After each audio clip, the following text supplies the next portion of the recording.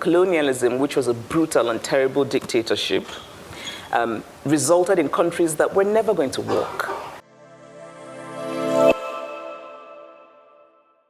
I'm thinking about these things in terms of righting historical wrongs. This whole sort of conversation about refugees, particularly in Europe, for me, I keep thinking, well, but 150 years ago, you went to Africa, you didn't have visas, nobody asked you to come. You sort of go in there, you plunder, you do whatever you want.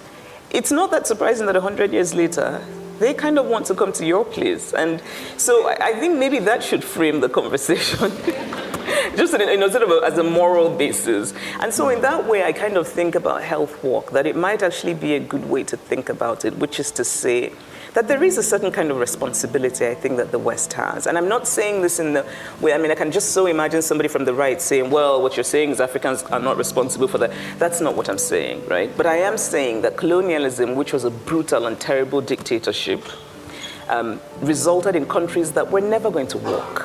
Nigeria is a country that was not set up to work. If you read just basic Nigerian history and colonial policy, there is no way that country would have emerged from the dictatorship that was colonialism and somehow flowered into this wonderful democracy. It just would not have happened.